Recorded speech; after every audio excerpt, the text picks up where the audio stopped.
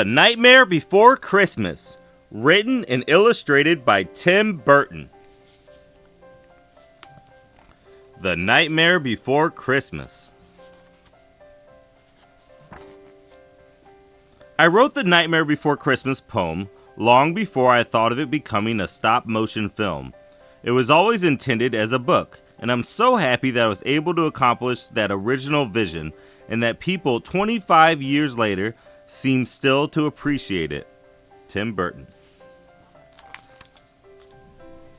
It was late one fall in Halloweenland, and the air had quite a chill. Against the moon a skeleton sat, alone upon a hill. He was tall and thin, with a bat bow tie. Jack Skellington was his name. He was tired and bored in Halloweenland. Everything was always the same. I'm sick of the scaring, the terror, the fright. I'm tired of being something that goes bump in the night. I'm bored with leering my horrible glances, and my feet hurt from dancing those skeleton dances. I don't like graveyards, and I need something new. There must be more to my life than just yelling boo. Then out from a grave with a curl and a twist came a whimpering, whining, spectral mist. It was a little ghost dog with a faint little bark and a jack-o'-lantern nose that glowed in the dark. It was Jack's dog, Zero, the best friend he had, but Jack hardly noticed, which made Zero sad. All that night through the next day, Jack wandered and walked. He was filled with dismay. Then deep in the forest, just before night, Jack came upon an amazing sight. Not 20 feet from the spot where he stood were 3 massive doorways carved in wood. He stood before them completely in awe, his gaze transfixed by one special door. Entranced and excited with a slight sense of worry, Jack opened the door to a white windy flurry.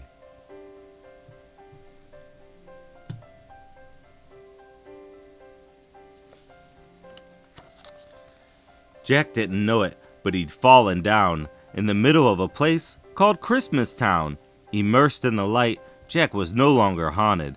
He had finally found the feeling he wanted. And so that his friends wouldn't think him a liar, he took the present-filled stockings that hung by the fire. He took candy and toys that were stacked on the shelves, and a picture of Santa with all of his elves. He took lights and ornaments and the star from the tree, and from the Christmas Town sign, he took the big letter C. He picked up everything that sparkled or glowed. He even picked up a handful of snow. He grabbed it all, and without being seen, he took it all back to Halloween. Back at Halloween, a group of Jack's peers stared in amazement at his Christmas souvenirs. For this wondrous vision, none were prepared. Most were excited, though a few were quite scared.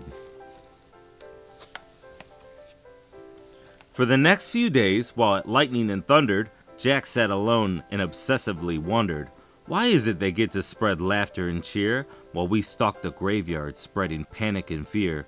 Well, I could be Santa and I could spread cheer. Why does he get to do it year after year? Outraged by injustice, Jack thought and he thought, then he got an idea. Yes, why not? In Christmas Town, Santa was making some toys when through the din he heard a soft noise.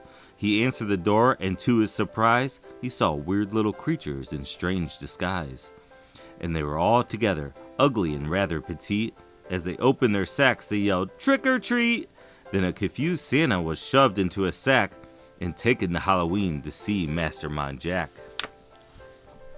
In Halloween, everyone gathered once more, for they'd never seen a Santa before. And as they cautiously gazed at this strange old man, Jack related to Santa his masterful plan. "My dear Mr. Claus, I think it's a crime that you've got to be Santa all of the time. But now I will give presents and I will spread cheer. We're changing places. I'm Santa this year. It is I who will say Merry Christmas to you, so you may lie in my coffin, creak doors, and yell boo. And please, Mr. Claus, don't think ill of my plan, for I'll do the best Santa job that I can." And though Jack and his friends thought they'd do a good job, their idea of Christmas was still quite macabre. They were packed up and ready on Christmas Eve day when Jack hitched his reindeer to his sleek coffin sleigh. But on Christmas Eve, as they were about to begin, a Halloween fog slowly rolled in.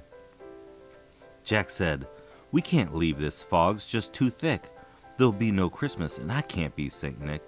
Then a small glowing light pierced through the fog. What could it be? It was Zero, Jack's dog. Jack said, "Zero, with your nose so bright, won't you guide my sleigh tonight?" And to be so needed was Zero's great dream, so he joyously flew to the head of the team. And as the skeletal sleigh started its ghostly flight, Jack cackled, "Merry Christmas to all, and to all a good night."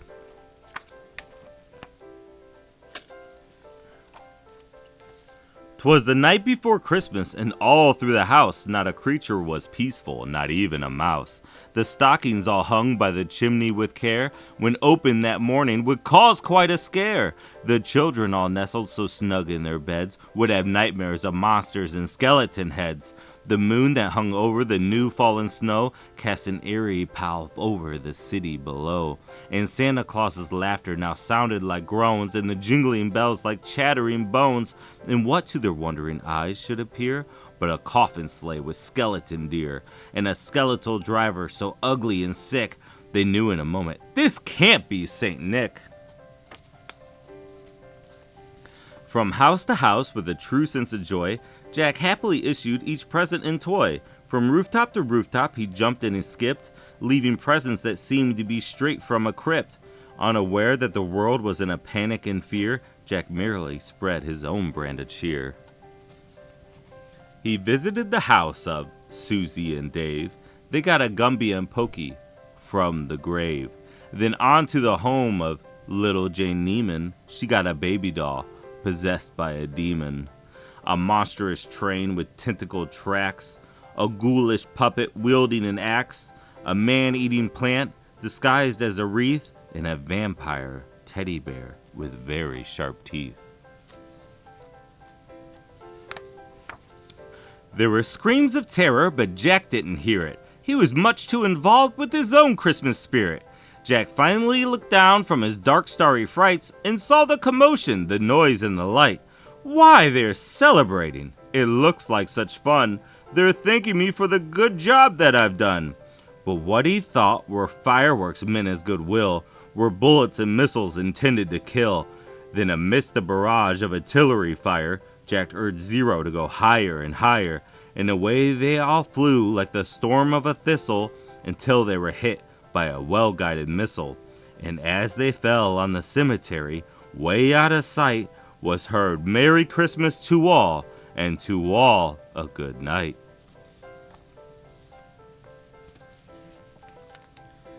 Jack pulled himself up on a large stone cross, and from there he reviewed his incredible loss. I thought I could be Santa. I had such belief. Jack was confused and filled with great grief. Not knowing where to turn, he looked toward the sky. Then he slumped on the grave and he started to cry. And as Zero and Jack lay crumpled on the ground, then suddenly he heard a familiar sound. "My dear Jack," said Santa, "I applaud your intent. I know wreaking such havoc was not what you meant. And so you are sad and feeling quite blue, but taking over Christmas was the wrong thing to do. I hope you realize Halloween's the right place for you. There's a lot more, Jack, that I'd like to say, but now I must hurry, for it's almost Christmas Day." Then he jumped in his sleigh, and with a wink of an eye, he said, "Merry Christmas!"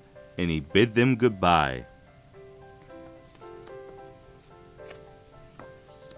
Back home, Jack was sad, but then like a dream, Santa brought Christmas to the land of Halloween. The end.